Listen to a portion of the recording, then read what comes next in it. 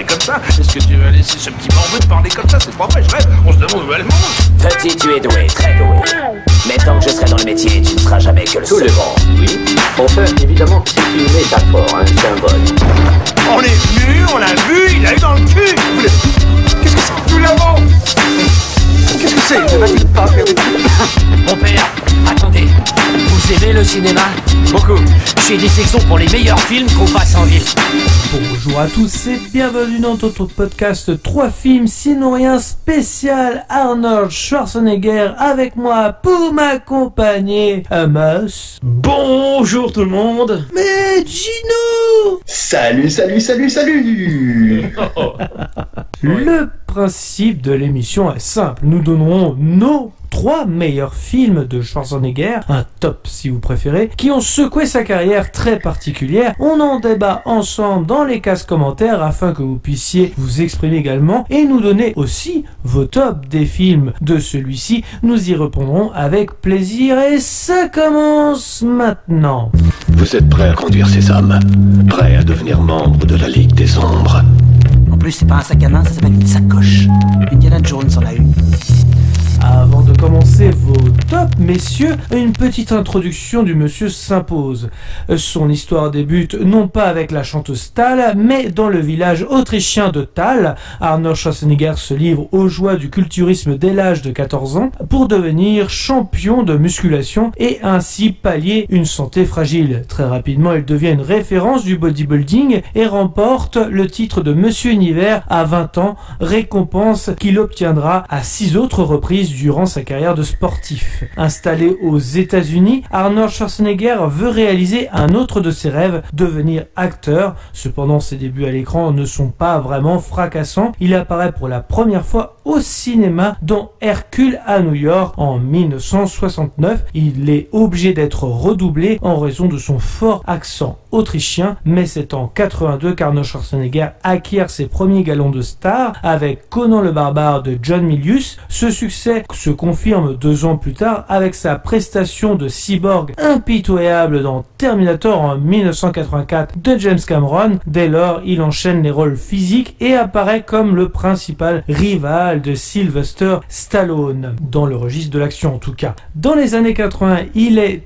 tour à tour ancien combattant d'élite dans Commando en 85, agent du FBI limogé pour brutalité dans Le Contrat en 86, leader d'un commando de mercenaires dans Predator en 87, candidat à police russe dans Double Détente en 88. Parallèlement aux films d'action qui amorcent leur déclin, Arnold Schwarzenegger s'essaie à la comédie, même si ses prestations dans Jumeaux en 88, Un flic à la maternelle en 90, Junior en 94 et La course aux jouets en 96 ne sont pas des plus convaincantes. Le succès est néanmoins au rendez-vous. Dans les années 90, Schwarzy est l'un des rares acteurs à être payé 20 millions de dollars par film. Il enchaîne alors les blockbusters de qualité et tourne sous la direction des maîtres du genre, Paul Verhoeven dans Total Recall en 90, James Cameron encore dans Terminator 2 Le Jugement Dernier, 91 True Lies et 94 pour True Lies et Terminator 2 en 91, excusez-moi, ou encore John McTiernan dans L'Action Hero en 93. Mais dans la deuxième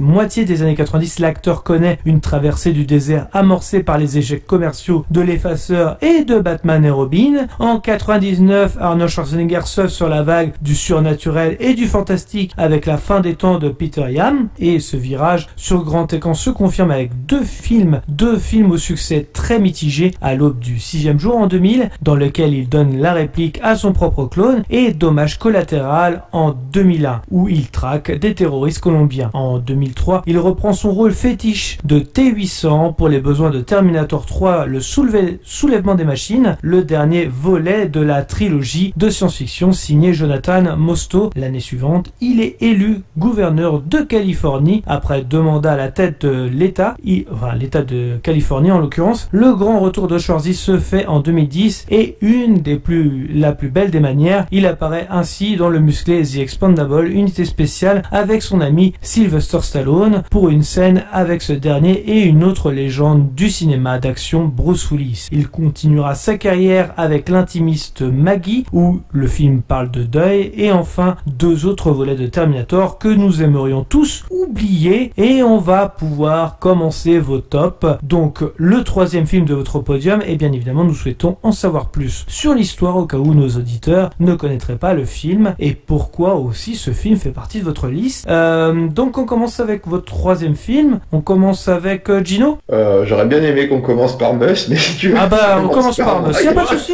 Il y a pas de souci. C'est ton émission. Parce que nous sommes au mois de mars et c'est le mois de votre anniversaire, donc par avant je voulais te faire ce cadeau Mus. Je t'en prie. Non mais il y a bien une autre raison quand même. Tu m'étonnes là. Oui non mais vas-y. Je te laisse la main. Très bien. Je prends la main alors.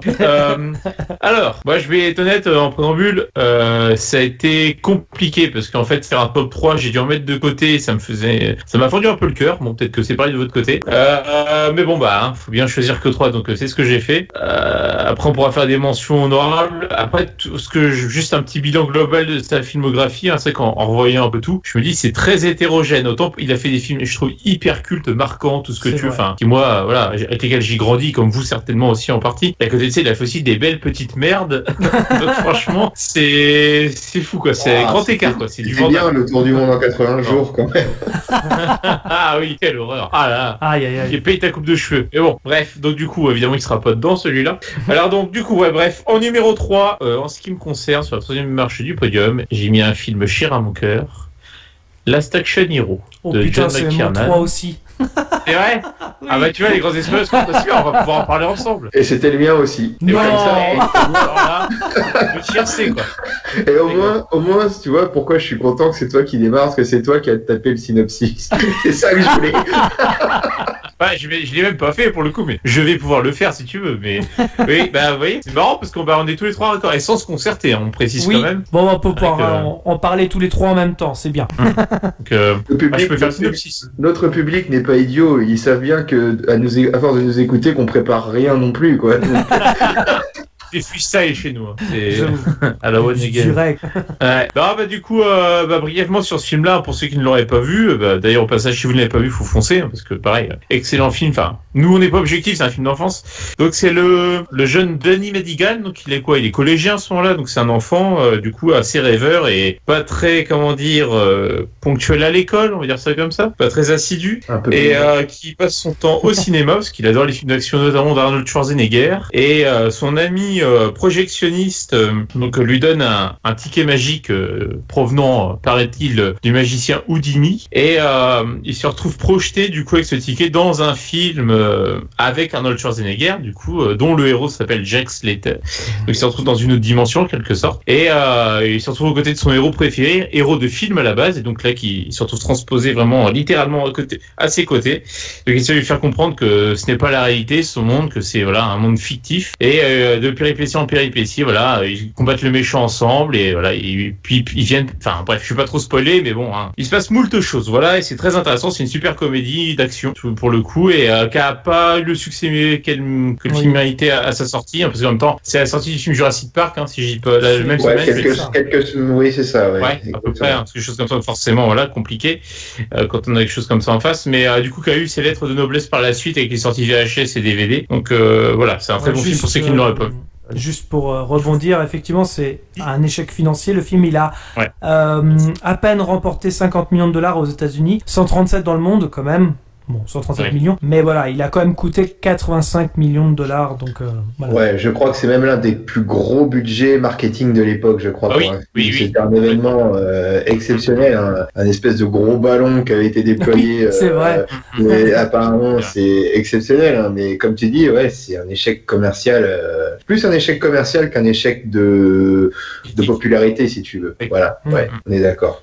La preuve que bien choisir sa date de sortie et par rapport à la concurrence, c'est important finalement. Faut quand même bien penser à ça, mine de rien. Là, on le voit bien. C'est un des meilleurs exemples. Mais c'est vrai que vous en pensez quoi du coup du film? Vous l'aimez bien forcément. S'il est en top 3, a priori, c'est que...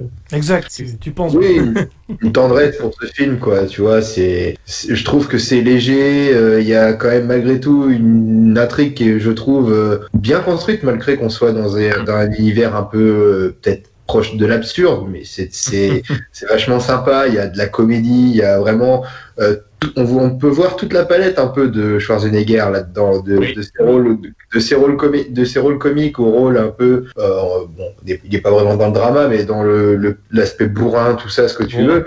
Voilà, mais je trouve que c'est bien foutu, c'est du John McTiernan aussi, donc ça fait toujours son petit effet. Donc non, complètement convaincu par ce choix-là. Ouais, complètement. Et puis c'est une bonne parodie aussi, puisque moi ce que j'ai dans ce film-là, c'est les blagues méta, les références aux autres films, à plein d'autres films des années 80, 90. C'est des petits clins d'œil, bon, faut les connaître, mais quand on les connaît, on trouve ça génial, quoi. On fait, ah putain, là, ils ont placé ça, la petite référence, la petite réplique par-ci par-là, qui fait que, enfin, c'est génial, je trouve ça. Je reviendrai. Ah, tu t'y attendais pas, celle-là. Puis même, tu sais, quand il s'auto-parodie, lui et sa femme, parce que c'était sa femme de l'époque, ils se sont auto-parodiés, ils se font passer pour des gros abrutis, très superficiels, etc. Enfin, c'est couillu de faire ça, c'est bien, bravo, quoi, parce que ne parle pas de tes restaurants, surtout. Enfin, voilà, ouais, c'est ça. Comme ça. Exactement, ouais. C'est génial. Enfin, là-dessus, c'est pour ça, moi, j'adore. Tu sais, c'est original, parce que moi, t'as d'autres films parodiques, tu vois, t'avais par exemple un film parodique années 80, que moi, j'ai pas vraiment, moins que toi, peut-être, Gauthier, un peu moins connu, mais c'est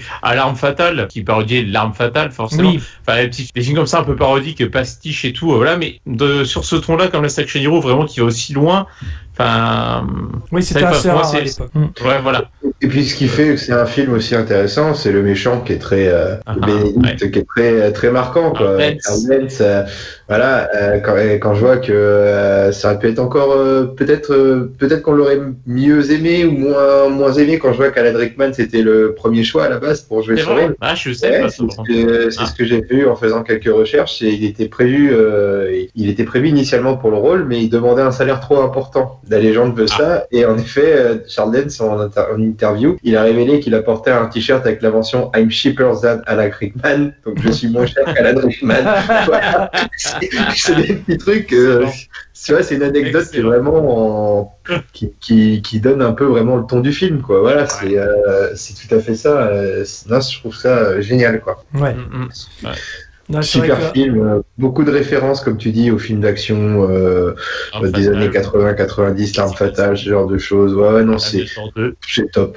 Et c'est vrai qu'à l'époque où il est sorti, donc c'était en 93, on commençait à voir le déclin des films un peu bourrins, comme on dit. Ouais. Oui, c'est vrai qu'on évoquait déjà ce thème-là la dernière fois, lorsqu'on avait fait la même remarque avec Stallone. On en revient à ce même parallèle, mais tu as raison, Gauthier. Et c'est vrai que alors c'est dommage qu'il y ait eu Jurassic Park à ce moment-là, et voilà, mais c'est vrai que c'est peut-être pour ça aussi qu'il a eu un succès en DVD par la suite, parce que même s'il est pas sorti au bon moment lors de sa sortie cinéma, mais en tout cas les gens l'ont bien reçu tout de même et ont bien compris l'idée du film. Oui.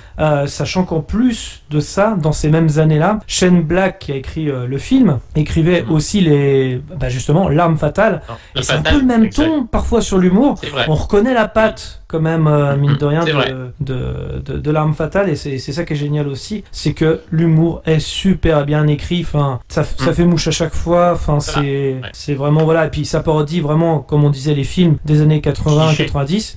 Le gamin qui connaît tous les clichés scénaristiques. On sent que c'est Shane Black justement qui s'amuse avec ça, en disant oui, le méchant, à chaque fois il raconte son plan, forcément il se fait baiser. Enfin, c'est génial, je trouve, ces idées-là en fait et puis surtout la partie où Arnold Schwarzenegger arrive dans notre réalité à nous, je trouve que c'est vraiment très très intéressant.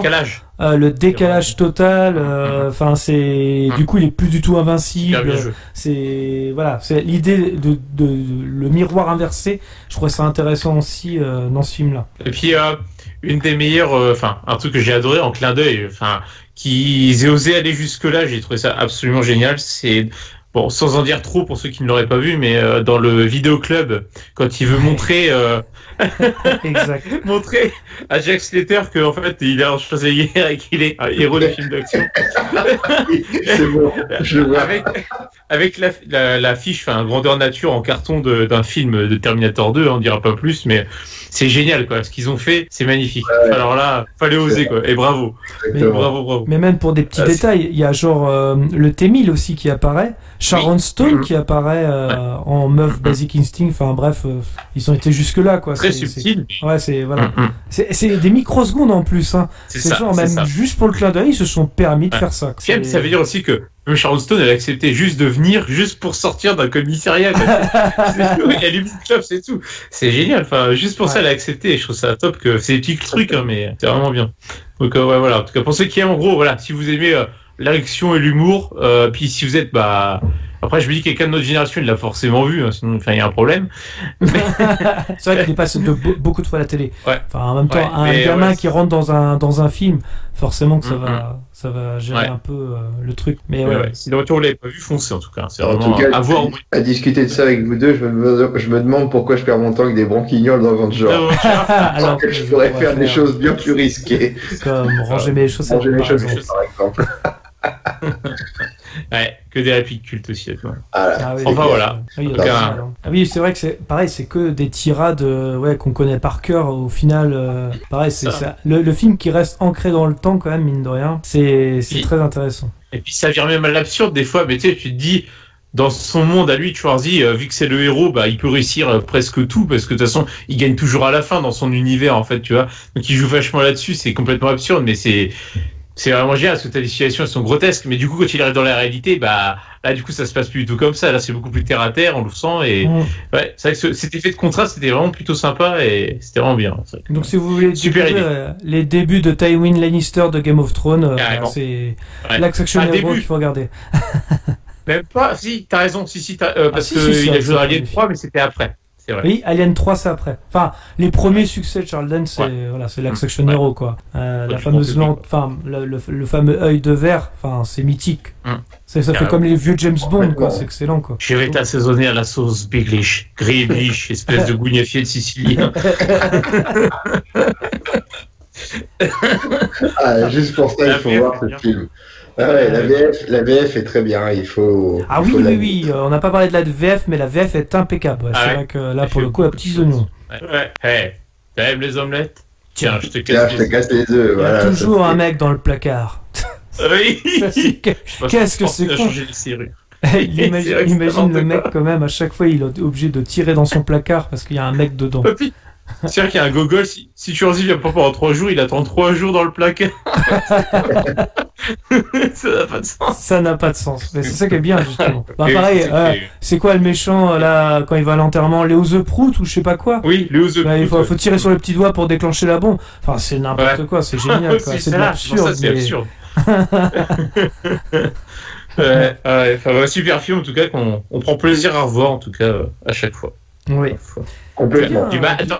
Puis je repense petite dédicace à Gabi, si un jour il venait écouter ce podcast, lui qui adore la réplique de l'éventreur, tu sais, du mal, Jack? C'est ça que tu as dit? Du mal? Tu sais ce que c'est que souffrir, toi? T'as qu'un seul pétard, Jack? Tu fais rire. On va faire le film, mais...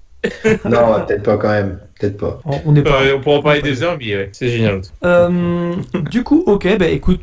On peut passer parce que je pense qu'on a fait le tour. N'empêche que c'est beau, un tel alignement de planètes, je trouve. Ah oui. Alors là. Je suis pas sûr qu'avec le deuxième on est le même, mais bon, on va essayer de voir. Probablement pas. Oui, l'alignement des planètes, là c'était. On s'est pas concerté au passage pour faire le top avant. Hein. Exactement. Je précise. Après, comme Moss, c'était un peu plus facile pour ma part de faire ce top que celui de Stallone. Là, par contre, j'en ai parlé en off avec Gino.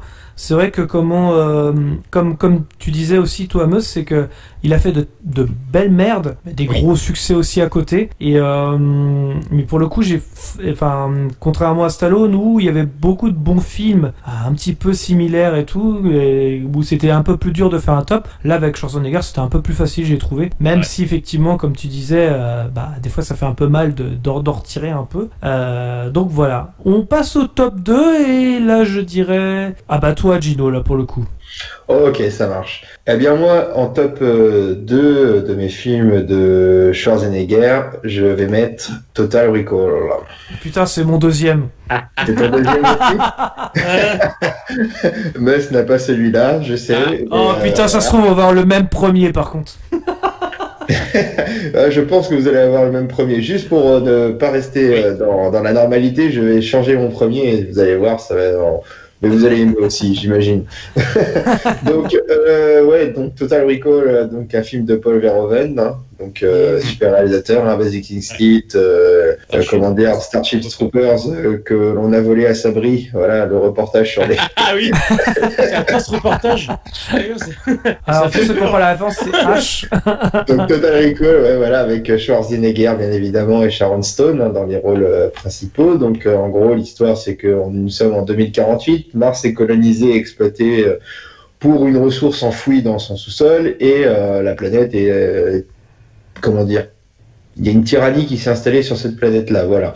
Et en parallèle, sur Terre, on a Schwarzenegger, donc qui interprète Douglas Quaid, qui mène une vie, somme toute assez banale. Il a un boulot, des amis, une femme, Laurie. Laurie, je crois que c'est Sharon Stone qui l'interprète. Oui, c'est ça. C'est ça, tout à fait. Et mais il rêve beaucoup de Mars et ainsi de suite. Et il aimerait pouvoir... Je rêve de Twix. Tu rêves de Twix. Et en gros, il y a une société qui s'appelle Recall qui permet de pouvoir implanter dans... Tu me corriges si je me trompe, Gauthier, un souvenir d'un voyage. Ou alors un voyage, ou ce que tu veux, voire même des choses qui pourraient être autres que ce qu'il lui-même a vécu. Il pourrait très bien devenir playboy, milliardaire, un agent secret, un sportif célèbre. Et lui, en fait, son souvenir qu'il a choisi, il souhaite le vivre sur la planète Mars, voilà, comme destination de son souvenir. Et il est, comment dire, je sais plus exactement comment ça se passe, et il y a un espèce de micmac où le souvenir le confond un peu avec sa réalité. Bah, en gros, oui, c'est un peu ça, en fait. Il y a un moment, il y a une petite rupture dans le film, dès qu'il va chez Recall, il se fait implanter le souvenir, sauf que ça se passe pas comme prévu, et en fait, en tant que spectateur, on ne sait plus on est dans le rêve ou la réalité pendant tout le film, hein, c'est un peu l'idée du truc, même si c'est pas le sujet principal du film, mais c'est un peu l'idée, c'est de décontenancer un peu son spectateur et de se poser des questions tout au long du film en se disant, mais est-ce que je vois quelque chose de réel, tout à fait. Voilà, dans l'implantation. Et je l'ai vu une fois ou deux, et à chaque fois, c'est comme tu dis, c'est ce sentiment-là où j'avais l'impression d'être un peu perdu dans le contexte visuel, savoir si j'étais dans le souvenir ou dans la timeline du film, en fait. Voilà, c'est un peu cet aspect-là que j'avais. Et moi, je te le conseille, parce que c'est un film où tu verrais des femmes avec 3 nichons, quoi. Voilà. Mais ça, t'inquiète pas. Il a pas vu le film, mais il a vu l'extrait, quoi. Voilà, non mais c'est un super film, l'histoire est très intéressante, c'est bourré d'action, une petite part d'humour également, franchement, moi j'ai trouvé le film très intéressant, et Verhoeven montre encore une fois l'étendue de son talent au niveau du cinéma, et puis avec une musique impeccable de Jerry Goldsmith également. Et honnêtement, je pense que c'est son meilleur film à Paul Verhoeven. Pourtant, il en a fait des bons, hein, mais je pense que c'est un de ses meilleurs... Enfin, c'est peut-être son meilleur film, Total Recall. Dans l'exécution, dans la mise en scène... Ah oui, d'accord, ok, oui. Dans l'imagerie aussi, parce que l'imagerie est folle. C'était quand même, je précise, que Total Recall, c'est avant Terminator 2, d'accord ? Oui.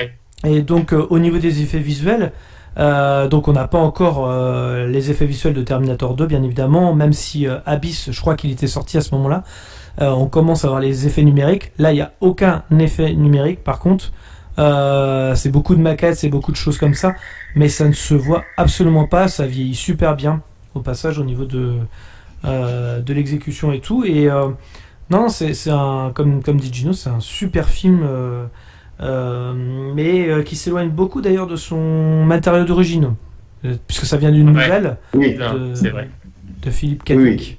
Donc, et bien évidemment, on déconseillera à nos auditeurs et ainsi qu'à toi, Meuse, de ne pas voir Total Recall, mémoire reprogrammée, bien évidemment.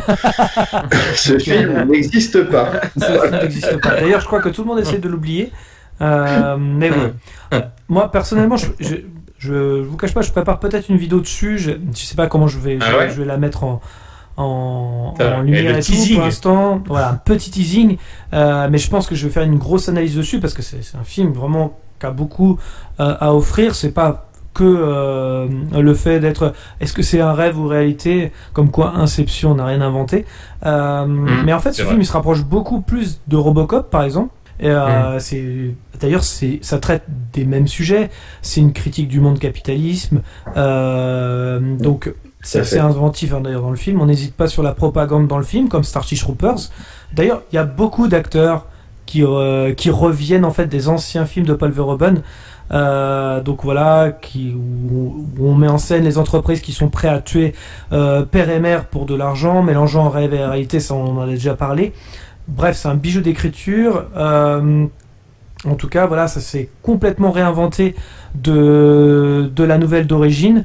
On y voit vraiment une critique même des États-Unis essayant de coloniser Mars et vous remplacer Mars par l'Irak. Vous aurez tout compris, même si on est la première guerre du Golfe n'est pas encore déclarée en 90.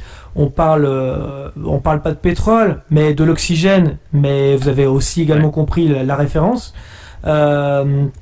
Voilà, où on n'hésite pas à couper l'air d'ailleurs dans le film, car le peuple essaie de se soulever. Donc voilà, ça évoque beaucoup de choses qui se passaient aux États-Unis et à l'international.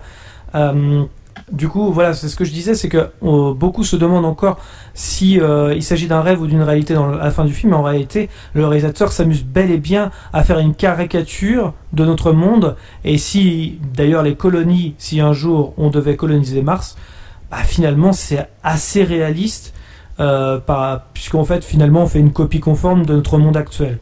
Donc, c'est beaucoup plus philosophique que ça, que de faire un film bourrin et compagnie. Ça va au-delà. Et c'est ce que j'aime beaucoup. Donc bref, c'est vraiment un incontournable, je pense, de l'acteur. Il a d'ailleurs, c'est quelque chose que Arnold Schwarzenegger voulait vraiment. Il voulait vraiment travailler avec le réalisateur. Il avait même passé le casting de Robocop à l'époque, avec la masse de muscu, de muscles qu'il a. Il rentrait pas dans le costume et c'est pour ça qu'il a été recalé de Robocop. Et du coup, Arnold Schwarzenegger, par contre, avait justement l'idée de travailler avec Paul Verhoeven, et c'est sur Total Recall qu'ils ont pu collaborer, et c'était une grande expérience pour lui. Et d'ailleurs, je pense que c'est là aussi, avec Terminator bien évidemment, et peut-être même Predator en 87, que ça l'a rendu très crédible aux yeux du public en tant qu'incontournable. Vraiment, c'est ce genre de film qui mélange action et en même temps intelligence. Ouais. Donc voilà. Je sais pas si tu voulais rajouter quelque chose de plus, Gino, par exemple, sur Total Recall. Non, juste à dire que là, je ne savais pas qu'il avait été autant plébiscité, ce film, à sa sortie. Il a un énorme succès commercial, de ce que je vois. Plus de 261 millions de recettes au box-office mondial pour un film qui en a coûté 65 millions. Voilà. Et il faut signaler en France que c'est un film qui a fait quand même plus de 2 millions d'entrées sur le sol français. Donc c'est quand même un beau succès. C'est plutôt rare pour, on va dire, des œuvres de science-fiction, j'imagine, au début des années 90 en France. Donc c'est plutôt quelque chose de remarqué, de remarquable. Et j'ai pu voir aussi que à la base, c'était un producteur italien, De Laurentiis, certainement parent avec le propriétaire du Club de Naples, qui est dans les milieux du cinéma aussi, qui s'était désintéressé du projet parce que Dune avait bidé au box-office, en fait, auparavant. Voilà. Et comme quoi, ce film n'aurait peut-être pas pu voir le jour, et c'est Schwarzy lui-même qui a décidé de reprendre en main le projet. Et comme tu signalais, de le développer avec Verhoeven. Donc ouais, c'est... Et à la base, c'était David Cronenberg, il me semble, qui devait réaliser. Il s'est passé entre ses mains, en effet. Je vois que même pour le rôle principal, plusieurs personnes avaient été sollicitées, comme Richard Dreyfuss, qui avait joué dans, si je dis pas de bêtises, dans Les Dents de la Mer, et Patrick Swayze aussi, qui était tout juste après son rôle dans Dirty Dancing. Il aurait pu passer de Johnny Castle à Dennis Quaid. Tu vois, c'est le parallèle. Là, ça aurait été un peu plus complexe. Mais voilà, donc non, c'est comme quoi, je pense que le producteur italien de l'époque devait bien s'en mordre les doigts, parce que paix à son âme, il est décédé, le pauvre homme. Donc oui, mais... À signaler quand même, pour Total Recall quand même, enfin tu m'arrêtes si je me trompe, Gino, les costumes, les maquillages sont magnifiques. Oui. Et d'ailleurs, ils ont été récompensés dans des festivals de cinéma de science-fiction. Les meilleurs costumes, ainsi que le meilleur film de science-fiction. C'était où tout ça? Lors des Saturn Awards 91. Voilà. Ouais. Décerné par l'Académie des films de science-fiction, fantastique et horreur. Il y a le beau-frère de Walter White dedans, au passage. Ah oui? Oui, mais c'était pareil, ça faisait partie de ses premiers rôles. Et c'est celui pareil, il a subi des radiations du soleil, parce que si vous voulez, sur Mars, l'atmosphère n'existe pas. Donc forcément, les humains qui sont... C'est assez réaliste de ce côté-là d'ailleurs, mais ouais, ils se prennent pas mal de radiations faites du soleil, si bien qu'il y a beaucoup de difformités en fait finalement sur Mars. Donc ça, c'était très intéressant d'avoir... Mais ça il fait partie des monstres de Vénusville. Donc voilà, si jamais vous avez l'occasion, dans le club de striptease, voilà, il fait partie des rebelles. Donc voilà. Des rebelles. Ouais, et puis à noter aussi Cocorico, que dedans, on a quand même un Français qui joue dedans, Jean-Pierre Bacry. C'est ça. On se verra à la fête, Richter. Ça aussi, c'est des répliques cultes. Ah ouais, c'est Michael Ironside. Mais j'en fais exprès parce qu'il y avait tellement un air de ressemblance à une époque que... Il joue dans Terminator Renaissance aussi. Bon, oui. Dans la sous-marin. Exact. Ah oui, il joue dans pas mal de films. Ouais, voilà, c'est un super film qu'on ne saurait que vous conseiller de voir. Et notez qu'il y a eu une très bonne parodie, Total Rectal, que je conseille également. Très sympa, très bonne mise en scène également. Ah voilà, oui, c'est pas sur Mars qu'on va. Non, mais... Et ça parle aussi de forage, quelque part. Donc, oui, mais sur Uranus. C'est un croisement entre Total Recall et Armageddon, du coup, c'est ça? C'est un peu ça, voilà. Et je conseille. Les experts en forage, on veut le meilleur. Ok. Du coup, voilà, c'est tout ce qu'on avait à dire sur Total Recall. Et toi, monsieur? Eh oui, donc moi, mon top 2, en l'occurrence, que je n'ai pas le même film que vous. Mais le film que je vais citer sera peut-être en première place pour l'un de vous deux. Je pense notamment à Gino. Moi, sur la seconde marche du podium, j'ai mis, roulement de tambour, Predator, toujours, encore et toujours, de John McTiernan et avec Arnold Schwarzenegger, film que j'adore parce que j'ai grandi avec, donc pour moi c'est un film culte du cinéma de science-fiction, comme Terminator d'ailleurs, ou Alien, tu vois, pour moi c'est le même niveau, tu vois, même si la saga Predator, pour moi, il y a qu'un vrai film qui est vraiment culte. Les autres, on peut passer du médiocre au passable, tu vois, mais il y en a qu'un qui se vend en culte, c'est le premier, à mon sens, qui est génial, qui est novateur, pour le coup. Tout à fait. Et tu as bien deviné, c'était mon top 1. Ouais. Mais juste pour le fun, je balancerai un hors concours tout à l'heure. Voilà. Mais je suis content de voir qu'on va parler de Predator. Voilà. Oui. Ouais, non, c'est vrai que c'est super film, parce que je l'ai racheté grâce à toi aussi, Gauthier. Je le cherchais en Blu-ray 4K, c'est toi qui m'as dit qu'il en restait un chez Amazon, hop, je l'ai pris du coup, je suis très content. Non, franchement, super film à tout niveau, quoi. C'est vrai que là-dessus, puis comme j'ai novateur, parce que l'atmosphère aussi, il est assez schizophrénique ce film, parce que tu passes d'un actionneur bourrin au début de film, ça défonce, c'est décérébré, ça va dans tous les sens. Puis d'un coup, tu passes à un film un peu beaucoup plus thriller, limite physiologique, limite, tu sais, tu commences à... Ouais, c'est ça, un thriller, quoi, vraiment, voire horreur même, du coup. Oui, parce que c'est... Oui, t'es un peu stressé, quoi. Puis c'est surtout, moi, je l'ai vu sur le tard, ce film. Ouais. Ah oui, c'est vrai. Je l'ai vu vraiment ado, en fait. Vraiment, même fin ado. Et en fait, il était passé sur France 3, juste pour l'anecdote. Et je savais pas du tout ce que je regardais. Je fais tiens, je vois Arnold Schwarzenegger, il a une Gatling, pour moi tout va bien. Je vais regarder ça pour me détendre. Et puis je suis mais c'est quoi cette merde qui les poursuit, quoi?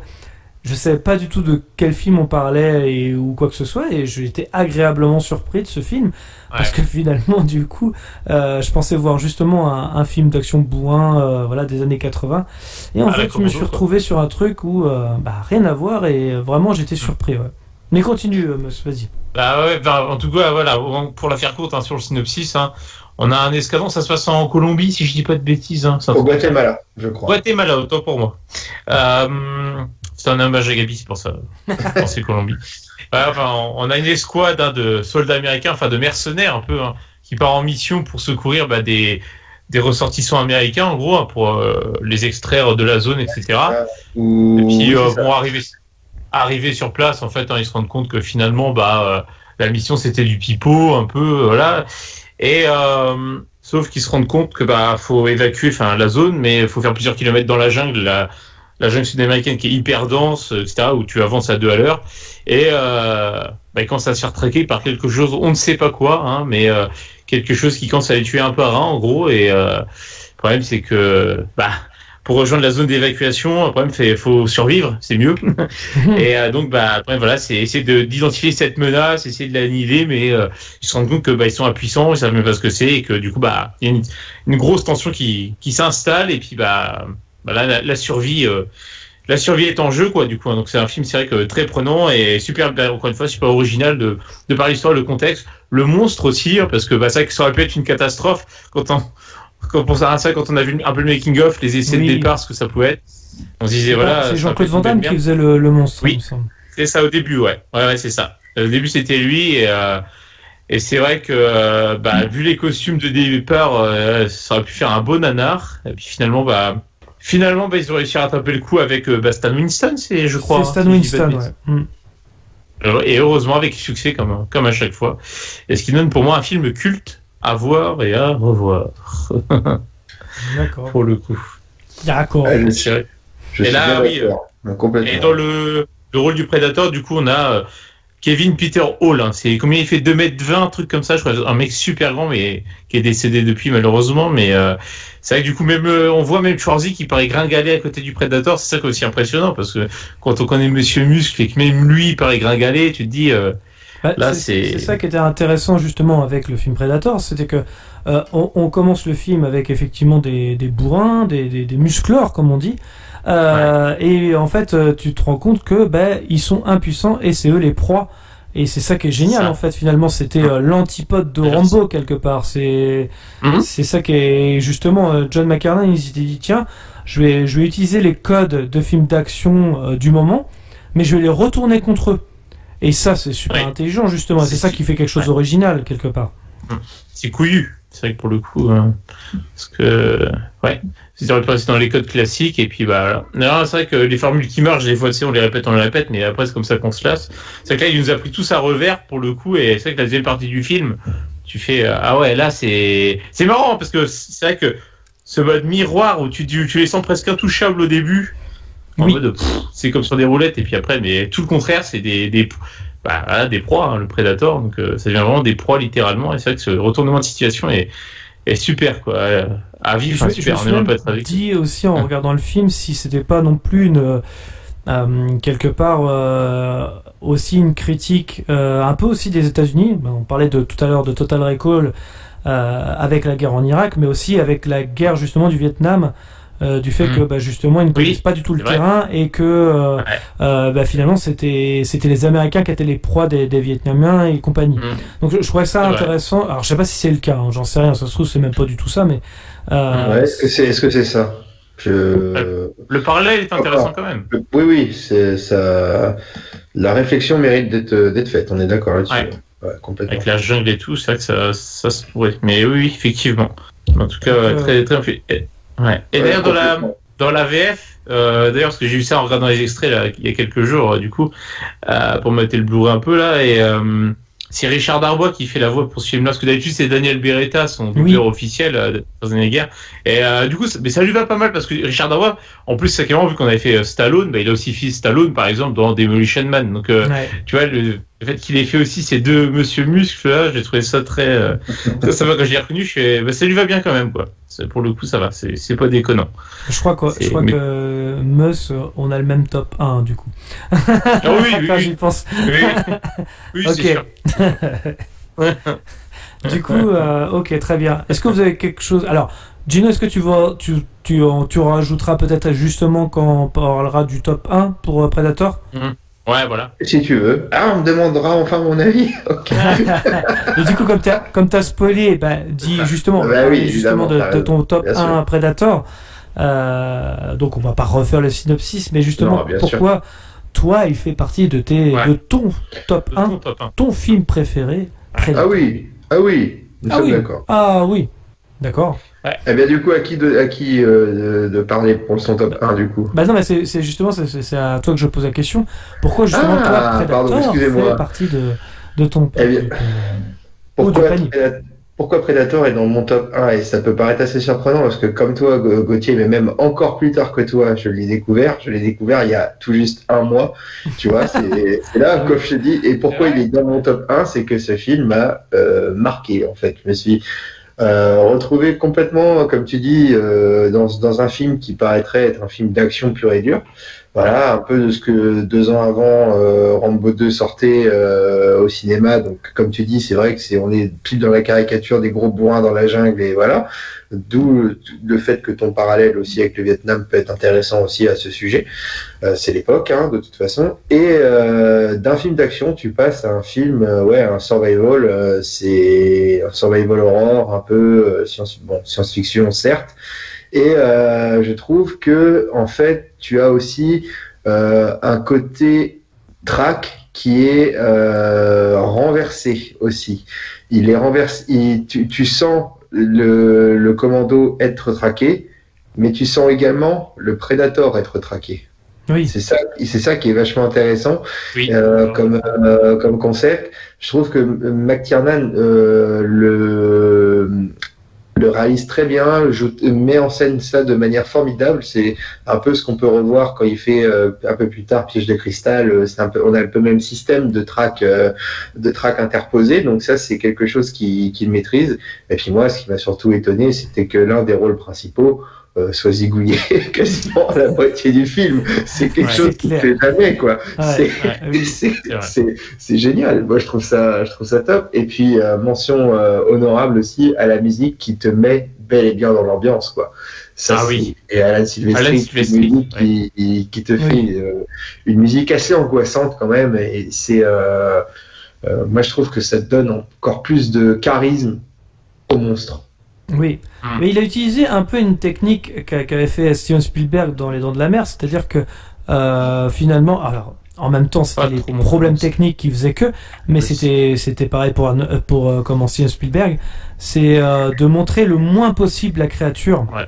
Et ça c'est vachement bien parce que ça te crée une tension. En fait, quand tu ne vois pas, c'est encore pire. En fait, finalement, c'est ça augmente la tension. L'imagination fait encore plus de dégâts, hein, clairement.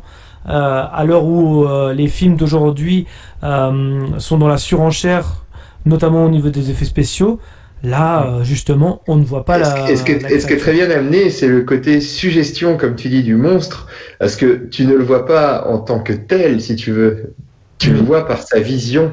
Tu vois sa vision qui, tu sais qu'il y a une menace. Toi, tu sais qu'il y a une menace, mais voilà, c'est en vue première personne. Mais le monstre, comment il est, à quoi il ressemble ou quoi que ce soit, tu ne le sais que très tard dans le film. Et c'est ça qui est assez impressionnant aussi. Et tu sais qu'il y a une menace, qu'il y a quelque chose mais il y a que toi qui le sais. Il y a que toi en tant que spectateur. Et ça, c'est, comme tu dis, en effet, ça fait un peu comme tu parles du requin des Dents de la Mer. C'est ça, c'est ce côté suggéré. Et bien évidemment, comme tu le soulignes également, on n'est pas dans la surenchère. C'est fait avec parcimonie et c'est fait à des instants dont le film, les instants propices pour le film. Ouais, mais c'est vrai que oui, c'est super bien fait. La mise en scène de McTiernan, comme tu dis, la musique aussi qui sublime le tout. D'ailleurs, parce que c'est vrai que c'est 2 films qui n'ont rien à voir, mais en écoutant certains passages de la musique de Predator, on sent la patte Silvestri. Il y a des petites analogies avec Retour vers le futur, je trouve. C'est pas du tout les mêmes thèmes, hein, mais dans les instruments, certains rythmes, très très vite fait, quand vous comparez les deux, vous savez que c'est le même compositeur. De toute façon, tout de suite. Ouais. Et franchement, tout ça, c'est super beau mélange. Et quand on voit comment ça partait et ce que ça a donné à la fin, je trouve, chapeau. Hein, parce que quand on voit le making-of, effectivement, ça partait mal. Ceux qui font le film, ils se disent, on est en train de faire une merde, les gars, on s'en rend même pas compte.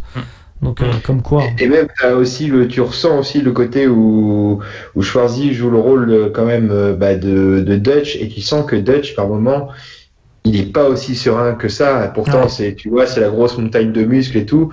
Mais par contre, il se doit de cacher ses craintes et éventuellement une peur auprès de ses compatriotes, de ses soldats. et il arrive à le masquer, à le camoufler. Il paraît toujours dur et brave, mais tu sens que il est mine de rien fébrile face à la menace qu'il ne connaît pas. Et il y a ce côté-là, moi je trouve que il flippe aussi dans le film un peu. Ouais, tout à fait. Il y a ce côté-là, tu te dis, c'est la première fois qu'on voit un mec comme ça flipper. Ah ouais, c'est vraiment aux antipodes du film de Bourrin où Bourrin il s'en fout, voilà, non, là il y a c'est loin d'être un film de gros bourrin, mine de rien. Si au début. Ouais. Au début. Bien sûr, mais tu l'oublies vite ce côté bourrin.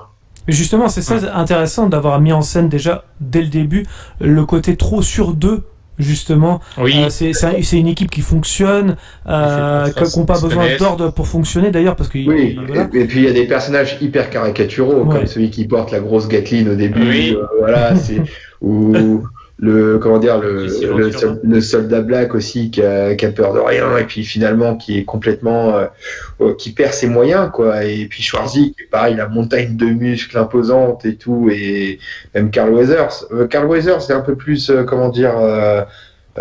peu moins assuré quoi, et on lui met bien le côté tu t'es désengagé du terrain pour être bureaucrate un peu, c'est à la CIA je crois, ou CIA ou FBI, enfin bref l'un des deux, non c'est pas l'un c'est l'autre.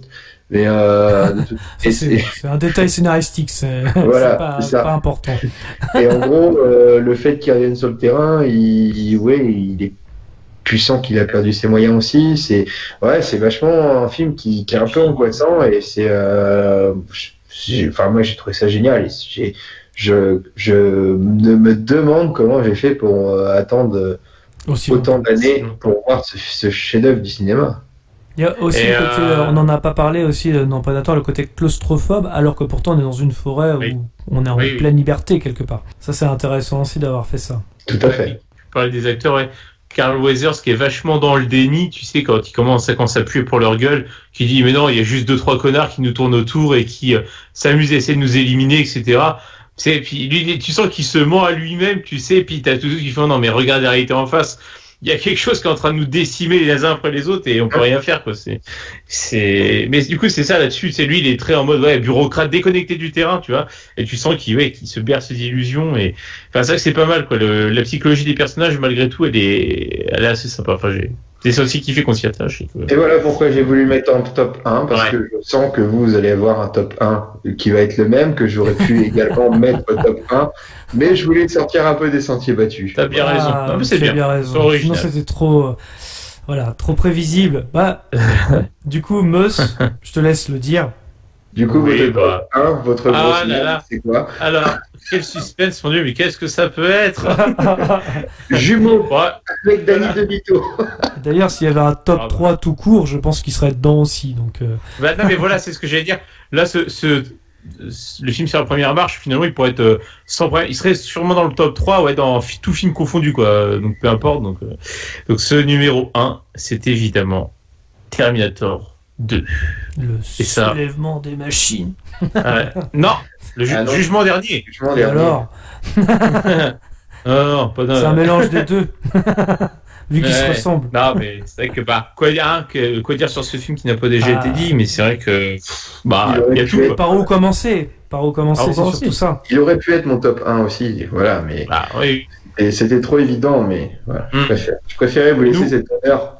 On aime enfoncer vous qui êtes de grands enfants, je sais que vous avez envie de parler de John Connor. John Connor. Il est russe maintenant, je sais pas. Oui, c'est possible. Le seul et unique John Connor, Edward Furlong.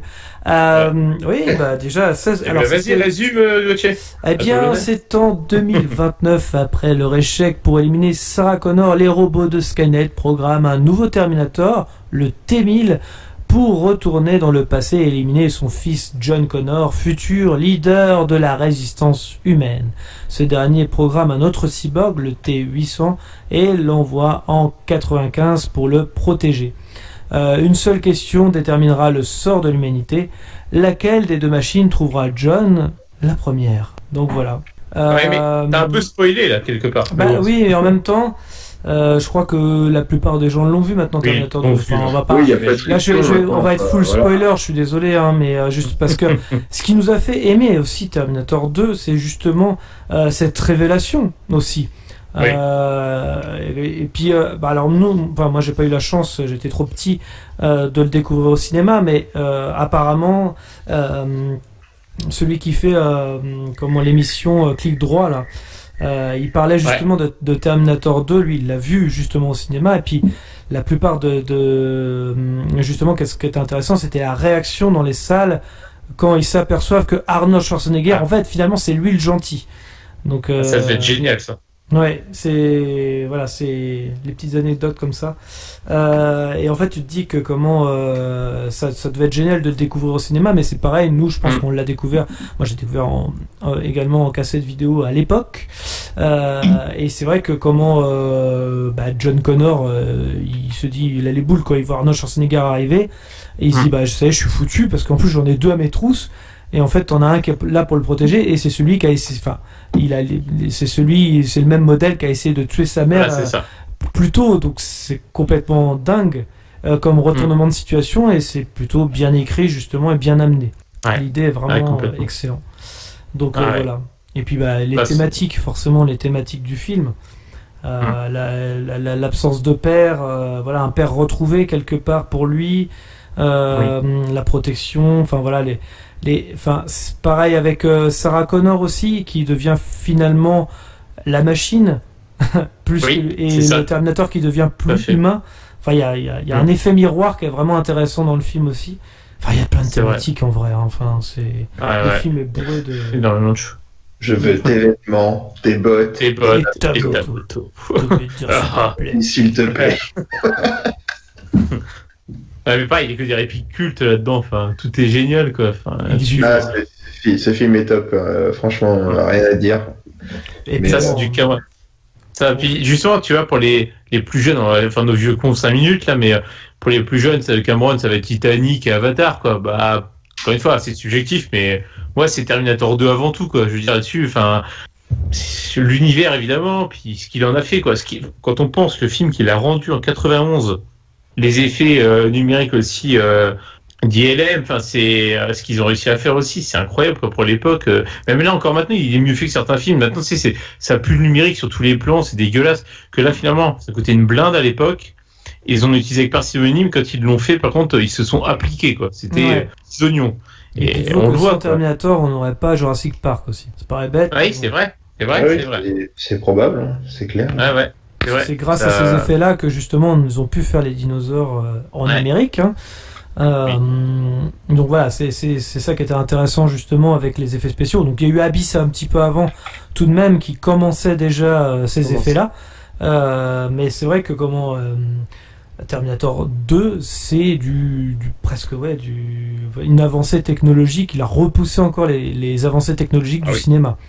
Grâce à ILM, bien évidemment, on ne cessera jamais de le rappeler. Donc c'est vrai que grâce à ça, en fait, ça a fait avancer les effets spéciaux du cinéma, mais d'un grand pas. C'était, je crois, à l'époque, le plus gros budget de tous les temps. Oui, c'est ça. Il me semble. 100 millions de dollars. À chaque fois, de toute façon, avec James Cameron, c'est les plus gros budgets. C'est full pognon. De toute façon, à chaque fois, c'est assez hallucinant. D'ailleurs, les suites d'Avatar, ce sera la même chose, je pense. Je crois qu'il a tout réinvesti, il me semble, donc c'est assez dingue quand même. C'est toujours. Et puis pour répondre à la question de Mus, moi qui vantais tout à l'heure les chiffres excellents de Total Recall au cinéma, Terminator 2 ne fait tout simplement en France que 3 fois plus d'entrées. C'est plus de 6 millions d'entrées en France. Ah ouais, oui. La vache. Et 519 millions de recettes au box-office mondial. C'est énorme. Ouais. Surtout qu'il y a l'inflation depuis, tu vois, donc en vrai, ça se trouve, ce serait maintenant, il taperait le milliard, quoi, tu vois. Il aurait tapé le milliard. Pense, oui, c'est possible, complètement. Et à l'époque, à l'étranger, très grand succès commercial et le plus grand succès au box-office américain et mondial de l'année, devant un autre film cher à mon cœur qui est Robin des Bois, Prince de Galles. Ah oui. Ce sont les deux grands succès de l'année 91 et ouais. C'est une belle année pour le cinéma. D'ailleurs, Alan Rickman n'était pas trop cher d'ailleurs pour Robin des Bois. Voilà. Oui. Il a revu son cachet à la baisse, à mon avis. Oui. Enfin, en tout cas, oui, effectivement, une belle année pour le cinéma, c'est sûr, parce que comparé à ce qu'on peut avoir maintenant, hein, c'est pas toujours le cas. Et là, ouais. Non, mais c'est vrai que même ce film, comme on disait, Gauthier, c'est vrai que c'est même top 3 tout court, je pense, Ah pour oui, moi, oui, sans problème. donc clairement, enfin, il y a tout. Il y a tout dans ce film. Vous pouvez passer de l'action à l'émotion, à la mise en scène, limite. C'est pareil, c'est des petites astuces qu'il va utiliser James Cameron, mais comme on disait, il va pas utiliser des effets numériques partout. Quand il y a deux personnes qui font un effet miroir, il va utiliser des jumeaux. Ça paraît con, mais voilà. Même il va utiliser la jumelle de Linda Hamilton pour faire une des scènes qui a été d'ailleurs coupée. Hein, c'est dans la version longue qu'on la voit, où elle essaie de détruire la puce du Terminator. On la voit quand même à la fin, hein, quand T-1000 prend l'apparence de Sarah Connor. C'est la jumelle quand même. Oui aussi. Donc voilà, il y a des petites astuces comme ça où c'est plutôt intelligent à chaque fois. Enfin, on sent que c'est peut-être, je pense, sans me tromper d'ailleurs, sans trop prendre de risques, on dit souvent que les suites sont moins bonnes que les premiers films, mais je pense que c'est une des meilleures suites de tous les temps, on va pas se mentir. Il est considéré, il est même, je crois, encore considéré comme la meilleure suite de tous les temps, hein, par rapport à l'original, quoi. Donc, en fait, c'est le 1, mais en tout en plus. C'est avec tout avec plus de moyens, plus de, tu vois, enfin, on sent quoi. C'est le premier, mais différent quand même, évidemment, hein, rien que par le rôle de Schwarzy, mais c'est le 1 qui va plus loin dans tout, qu'on offre plus, c'est tout. Qui a plus de moyens, tout simplement. Et voilà, on passe, on peut très bien avoir un peu d'humour, c'est subtil, c'est pas trop, hein, c'est pas comme le 3 au début, par exemple. C'est ça. Où on a l'impression que c'est un peu plus ridicule qu'autre chose. Non, l'humour est super bien utilisé, parcimonie aussi, l'émotion aussi, il y en a pas trop non plus. On est toujours sur cette thématique de la peur de la guerre froide, c'est ça, hein, c'est exactement ça. Oui, c'est ça. On sent que c'est encore dans toutes les têtes, en fait. La course au nucléaire, elle est encore là avec les Russes, même si on est sur une fin de période froide. Voilà, on sent quand même que James Cameron est encore sur ces thématiques-là, et que en plus de ça, avec la technologie qui fait que d'avancer, ça peut faire peur, et James Cameron un peu se nourrit de tout ça pour en faire un film moderne finalement, et limite peut-être avant-gardiste, et aussi un petit peu faut faire attention, quoi. Et puis quand tu vois on parle d'intelligence artificielle de nos jours depuis plusieurs années, donc tu dis le mec que tu vois qu'il a inventé, Terminator au début des années 80, donc 84 pour le premier film. Tu dis le mec il est en avance sur son temps au niveau thématique, quoi, parce que même l'informatique grand public en était assez balbutiement, et tu vois, penser déjà plus loin, c'est bien, et quand tu as le recul, tu dis bien vu aussi. J'espère qu'on vivra jamais une période à la Terminator, hein, évidemment. Mais surtout là où il a été intelligent, en tout cas pour le 2, c'est que justement il n'a pas refait le même film que le 1, parce qu'il aurait fait le même film, aucun intérêt en soi. Si c'est plus d'effets spéciaux, mais que c'est la même histoire, pas d'intérêt. C'est un peu la même histoire, c'est côté course-poursuite, faut échapper à son assaillant, c'est un peu ça, mais c'est le 1, comme on disait, hein, c'est comme tu l'avais dit, Gauthier, on l'avait parlé entre nous.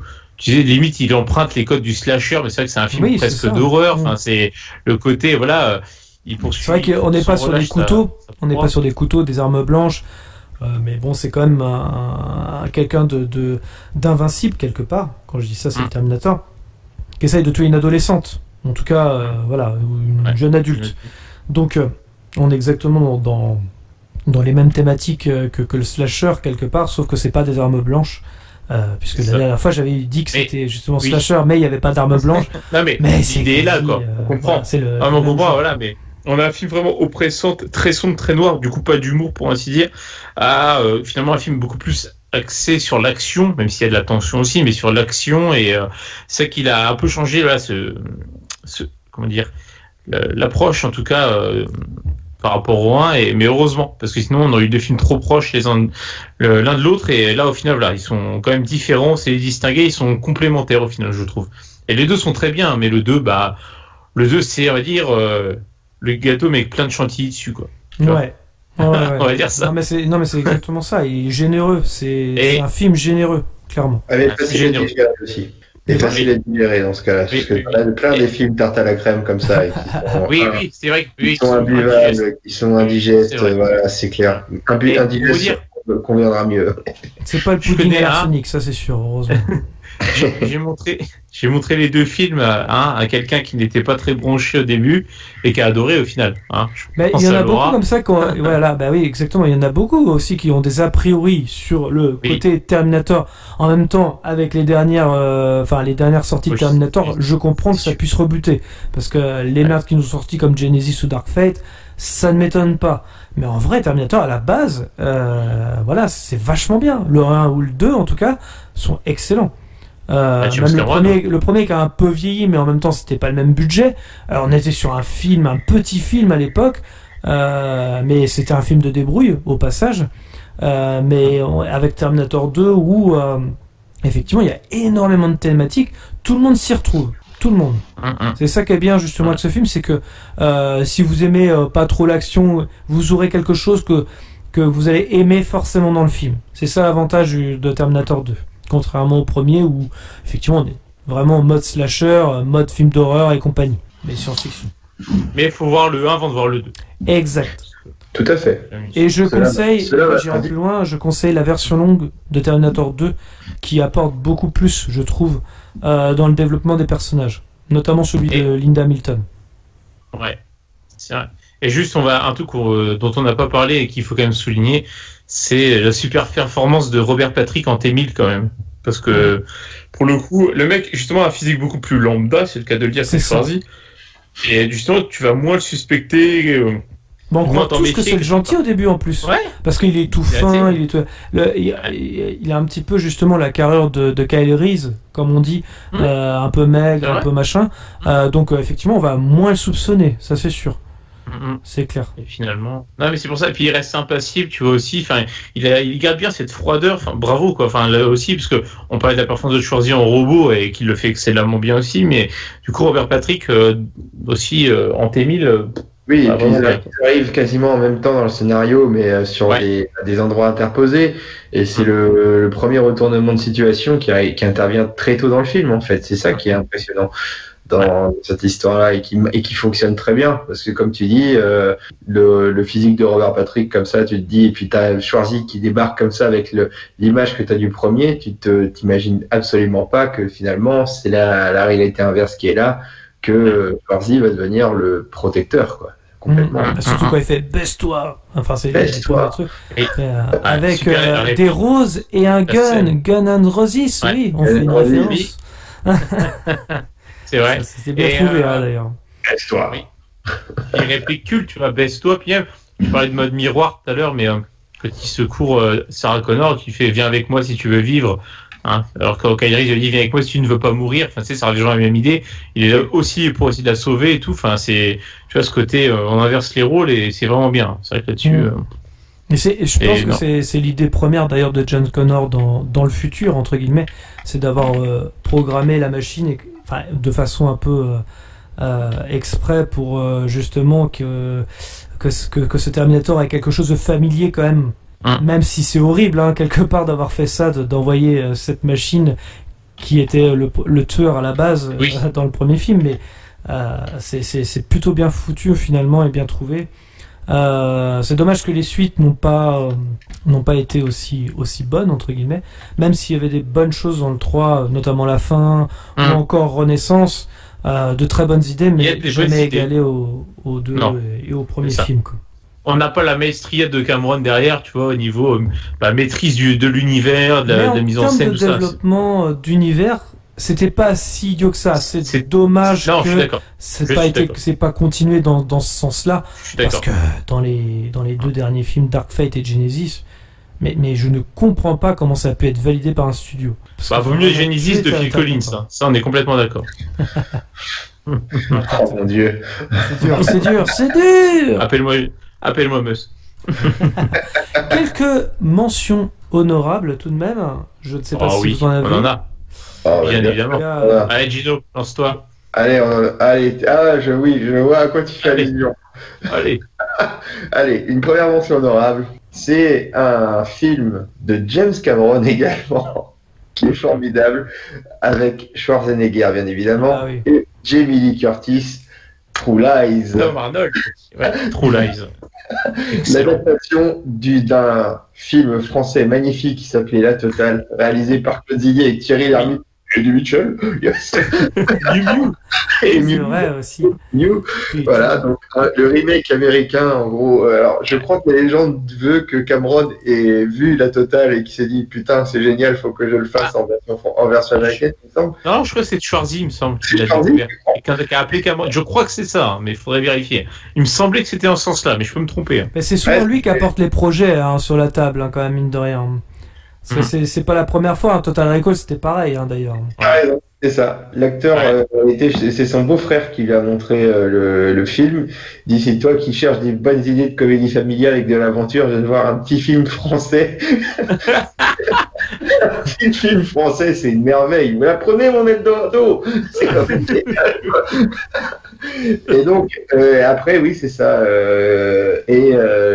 Schwarzy voit le film, il trouve le film un peu statique pour un film américain, et il dit il faut plus d'action et d'énergie. Et là, c'est là où il a pensé à Cameron, justement pour amener un peu plus de fantaisie, de grandiose au film.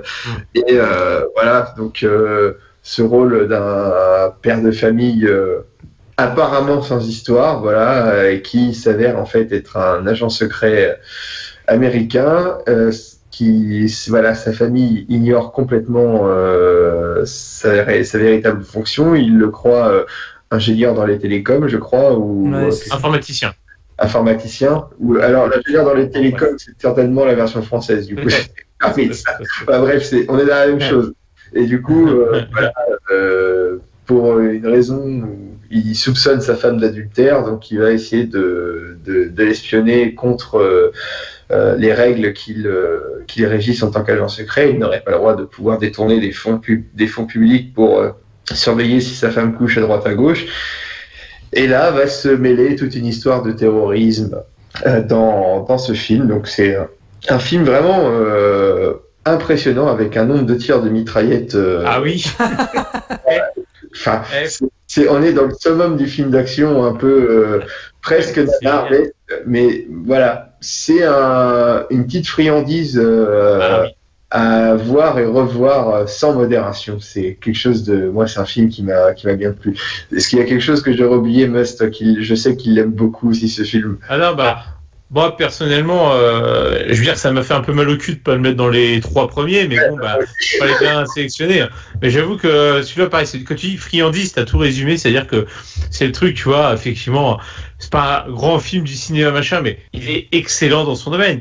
Dans l'action, tu te fais jamais chier, c'est génial, l'humour est génial. Avec le rôle de Tom Arnold, hein, qui est un collègue de travail je veux dire, qui est le comic relief du film, qui est génial, enfin, moi, j'adore.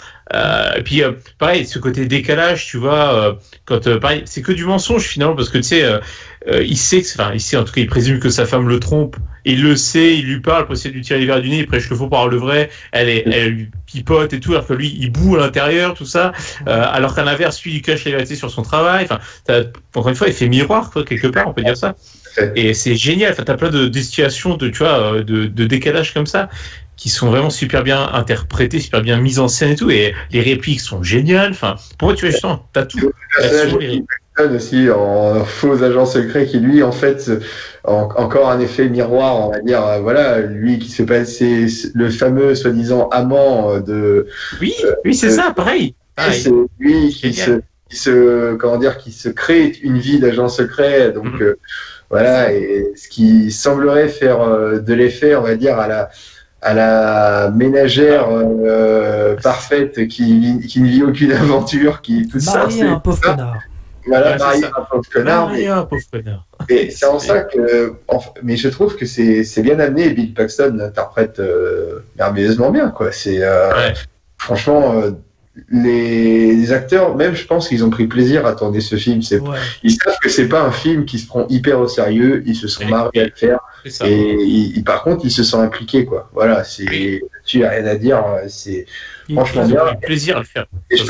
Et voilà, moi je conseillerais même aux gens de voir la totale, le film original. C'est un peu moins bien foutu que un peu moins de pognon, ça c'est sûr. Il y a un peu moins de pognon, c'est certain, mais je trouve qu'il est un peu plus drôle, vu qu'il est un peu moins dans le sérieux, voilà, il y a ça reste une comédie française de base, mais je trouve que pour un film comique français, à avoir amené cette espèce de semblant d'action, d'enquête, de terrorisme, d'agent secret, je trouve ça intéressant. Puis Eddie Mitchell est très marrant dans le film et Michel Boujna également, quoi. Voilà, donc c'est franchement les deux films, moi je les aime beaucoup. J'aime beaucoup les deux et c'est vrai que c'est des scénars qui sont des vus et revus, mais ce petit côté c'est bien fait. Ce côté mensonge, tout ça permanent et exceptionnel. C'est un peu comme un plat que tu as mangé maintes fois, mais s'il est bien fait, excellemment bien fait, tu fais ouais, c'est pas original, mais au moins c'est vraiment je me régale, quoi. C'est ça. L'idée c'est vraiment ça. Et c'est vrai que pour le coup, pareil à conseiller, parce que si vous aimez l'action, l'humour, le truc un peu deuxième degré et qui va à fond, tu peux que passer un bon moment devant.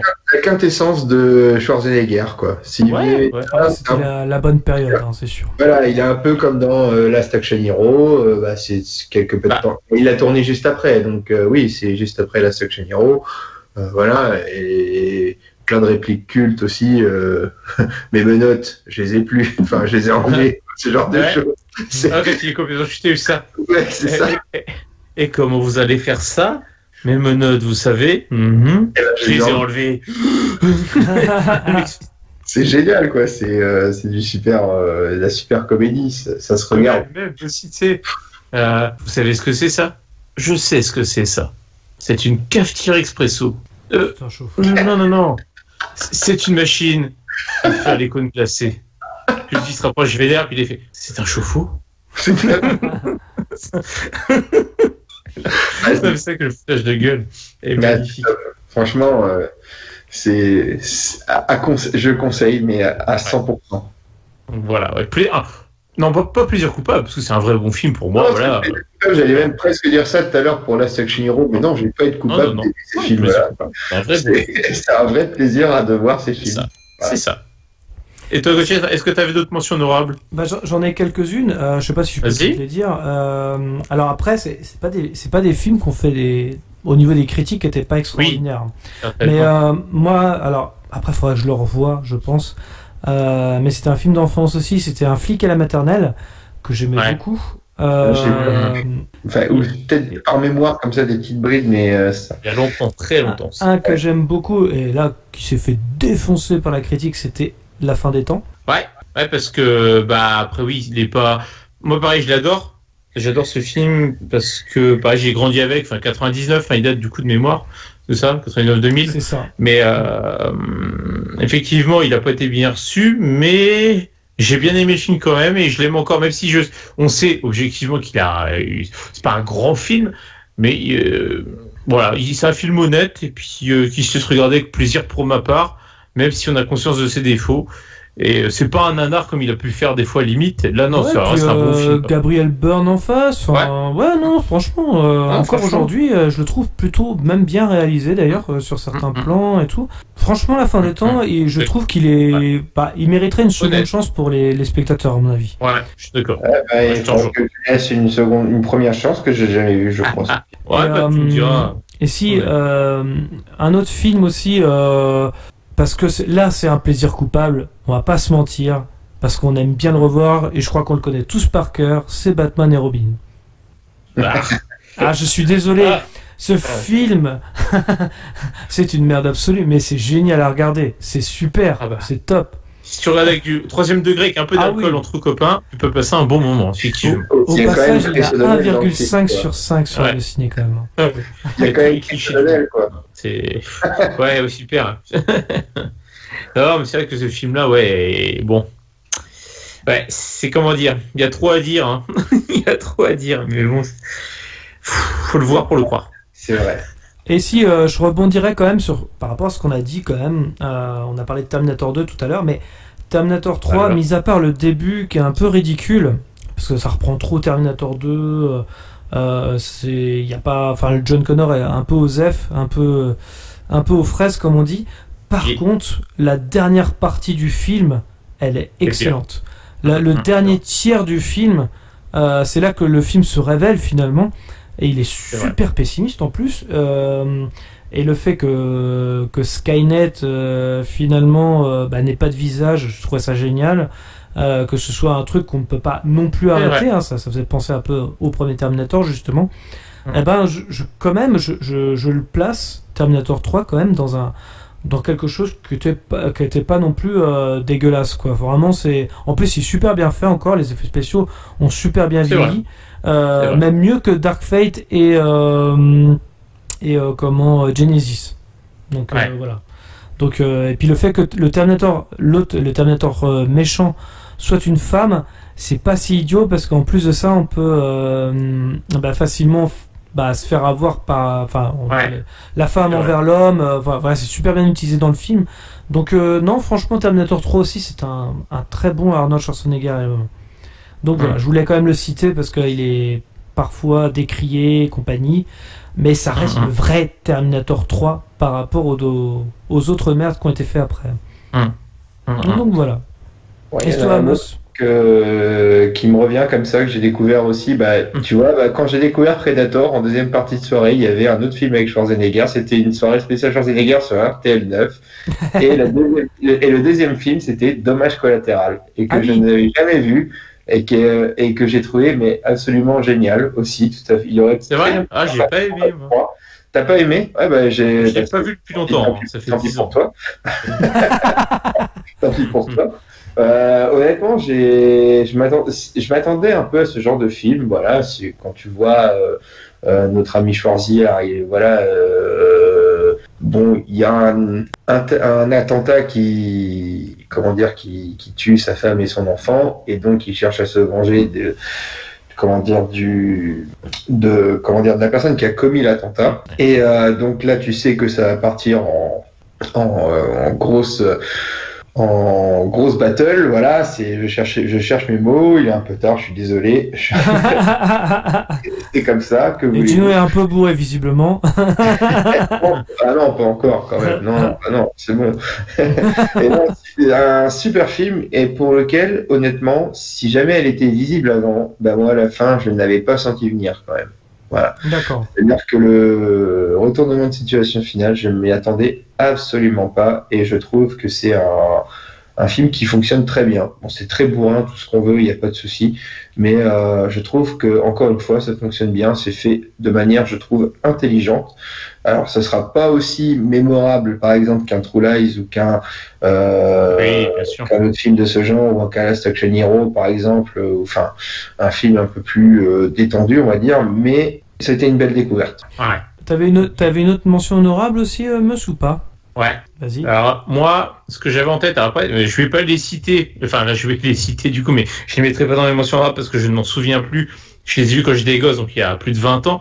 Mais à l'époque, j'aimais bien les Conan, les deux. Ouais, mais bon, peut-être que je les reverrai maintenant. Peut-être que je les reverrai maintenant, je dirais que c'est nul, hein, mais bon, ça fait 20 ans. J'aimais bien étant gosse, en tout cas. Je sais que ça m'avait ça avait pas mal occupé mes après-midi devant la télé, tu vois. Ouais. Donc j'en fais allusion. Non, sinon, les deux que je noterais, alors, il y en a un qui est, quand tu vois avec des yeux d'adulte, bon, tu fais, voilà, c'est très très léger, mais ça reste un film sympathique qui a marqué un petit peu mon enfance quand même, ça reste la course aux jouets, avec Turboman, à chercher.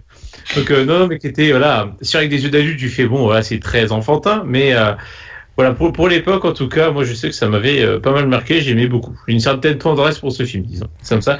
Et l'autre film que je citerai, pareil, que j'ai vu il y a très très longtemps, que j'avais bien aimé, même si de mémoire, il n'y a pas énormément de moyens, c'est le film Running Man, qui est tiré d'un livre de mémoire, et qui était plutôt pas mal. Perturbé par le film, en fait, c'est la VF, que je trouvais pas terrible. Mais oui, Running Man, bien sûr. Je m'en souviens plus trop, mais je sais que pareil, quand j'étais gosse, je l'ai vu plusieurs fois, et dans la thématique, encore une fois, tu sais, côté un peu, parce que finalement, c'est presque avant l'heure de la télé-réalité, mais en même temps, ça va beaucoup plus loin, parce que c'est carrément au-delà, mais c'est un peu ça l'idée, et ça critique et tout, et j'avais bien aimé. Après, je le revois, effectivement, je l'ai en DVD, je sais pas s'il est en Blu-ray, mais toujours est-il que voilà. Alors, je tenais à le citer parce que c'était un film que, pendant mon enfance, qui a aussi bercé mes après-midi, on va dire. Et d'accord. Et du coup, j'en avais oublié, excusez-moi, tout à l'heure, que j'aime beaucoup et que j'aime toujours autant, parce que même encore aujourd'hui, il est excellent. Surtout aujourd'hui, avec les thématiques qu'on aborde beaucoup sur les réseaux sociaux, Junior. Oui, forcément.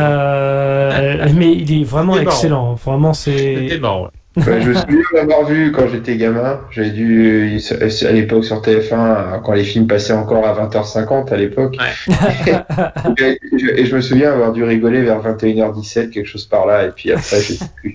Mais j'en ai pas de souvenir de ces films. Je sais que c'est avec De Vito, avec qui il avait joué dans Jumeaux. Ouais. C'est pas de conneries aussi. Jumeaux, aussi, ouais. Ils s'étaient noués d'amitié tous les deux, je crois, avec ces films-là. Donc, Ah, mais c'est assez drôle. je pourrais le revoir, ça fait longtemps que je les ai pas vus. Hein. En fait, ce qui était drôle, c'est que t'avais un moment, alors c'est totalement improbable, il déguise en fait Arnold Schwarzenegger en femme, parce que bah, forcément enceinte et tout, pour des cours d'accouchement et compagnie dans une clinique. Et du coup, avec les hormones, en fait, il fait que chialer et tout, comme une femme, mais c'est tellement drôle, quoi. La façon dont il joue ça, c'est vraiment bien foutu.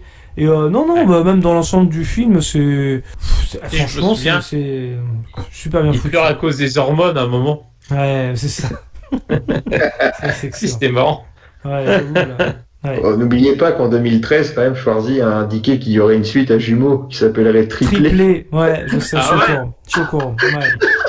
Alors moi, j'aime pas Jumeaux par contre. J'ai oublié des titres génial quand même. Tu passes mais... à Triplé, c'est quand même. Fallait y penser, c'est pas Jumeaux 2, quoi. Tu vois, c'est pas, ouais, non, ils se sont pas dit, non, on va faire Triplé, ça va être mieux. Non, je suis pas très fan de Jumeaux par contre. J'avais pas. Enfin, j'aimais bien quand j'étais gosse, mais je l'ai revu un ado et j'avais pas aimé en le revoyant. Donc, bon. Oui, de mémoire, Jumeaux était quand même moins bon que Junior. Ça là-dessus, je peux pas le nier. Est-ce que vous avez quelque chose à rajouter? Oui. Je dirais que j'aimerais bien que la Fox se bouge le cul pour nous sortir une version Blu-ray de True Lies. Il serait temps parce qu'on est en 2021, putain de merde. Parce qu'il y a une soi-disant version. Ouais, ou même 4K, mais il y a une soi-disant version qui est disponible en espagnol. Mon cul, en fait, il paraît que c'est juste le master DVD qu'ils ont gravé sur un Blu-ray, quoi. C'est tout. Alors, en fait, c'est la même qualité. Si ça peut, vous rassurez, par contre, on a une version 4K de l'Axe Action Hero qui va sortir mars-avril. Donc, voilà. Ça, c'est une bonne nouvelle. En tout cas, il faudrait qu'ils fassent que Studio Canal, dans ce cas-là, fasse un coffret, la totale, True Lies. Ça serait une belle idée quand même. C'est ça, ouais. T'as raison. Bah, ce serait pas mal. Attends, quand même. L'original et sa copie, ce serait bien, quoi. Ouais, si tu Je ne te sens pas convaincu, mais j'arriverai à te convaincre avec. Un jour, peut-être. Non, ce n'est qu'une histoire de temps ou de grammes. Voilà. Oh putain, il connaît les répliques par cœur. Donc oui, vous avez d'autres mentions honorables? Non, parce que sinon ça ferait écho avec Stallone, j'ai dit quand j'avais parlé d'Expendables, mais voilà. Contraire l'épisode précédent, quoi. D'accord. Ou même Évasion. D'autres mentions? Juste éventuellement, on peut, voilà, même si j'adore Schwarzy et moi le jour où il passe l'arme à gauche, je serai en deuil pendant une semaine, mais au-delà de ça, il y a quand même quelques mentions déshonorables, comme tu l'as cité Gino au début de l'émission.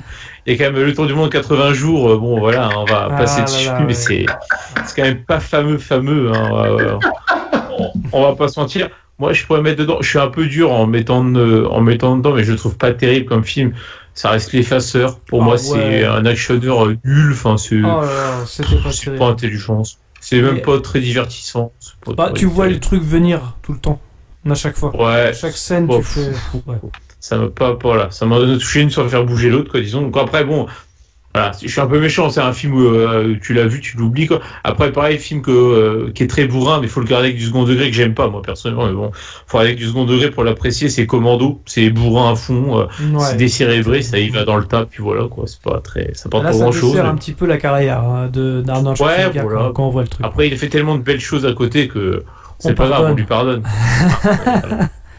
Et voilà, mais sinon ça reste un super acteur et comme je dis, moi, il a marqué mon enfance, j'ai grandi avec et je savais que le jour où il est plus là, ce sera une page qui tournera et qui me fera mal perso, mais bon, c'est comme ça, ce sera la vie. C'est un monstre sacré du cinéma, quoi. Dans le genre action. Voilà. L'avantage, c'est que s'il est plus là, on n'aura plus de Terminator et ça c'est bien. Parce que là, ils sont en train de presser le citron à fond et c'est affreux pour la franchise. Ils en refont quand même, t'inquiète pas, je le sens. De quoi? Enfin, on en reparlera. Ils en refont quand même, Schwarzy ou pas. Mais... Ouais, c'est clair. Ok. Est-ce que vous vouliez rajouter quelque chose? C'est tout pour moi. Parce que nous avons Dernier été- mot, Jean-Pierre. Eh bien, je pense qu'on a fait le tour. Merci à tous de nous avoir suivis. Je vous rappelle que vous pouvez clocher, commenter, mettre un pouce bleu, nous suivre sur les réseaux sociaux, Facebook, Twitter, Instagram. Les liens sont dans la description. Dans tous les cas, rendez-vous dans les salles obscures quand on veut réouvrir pour de nouvelles aventures. Bonne soirée à tous. Bonne soirée tout le monde. Salut, à la prochaine. C'est comme ça. Est-ce que tu vas laisser ce petit bambou de parler comme ça? C'est pas vrai, je rêve. On se demande où elle mange. Petit, tu es doué, très doué. Mais tant que je serai dans le métier, tu ne seras jamais que le Tout le second. monde, oui. Enfin, évidemment, c'est une métaphore, un symbole. On est venu, on l'a vu, il a eu dans le cul. Qu'est-ce que c'est? Nous l'avons. Qu'est-ce que c'est? Ne va-t-il pas faire des trucs? Mon père, attendez. Vous aimez le cinéma? Beaucoup. Chez Dissection pour les meilleurs films qu'on passe en ville.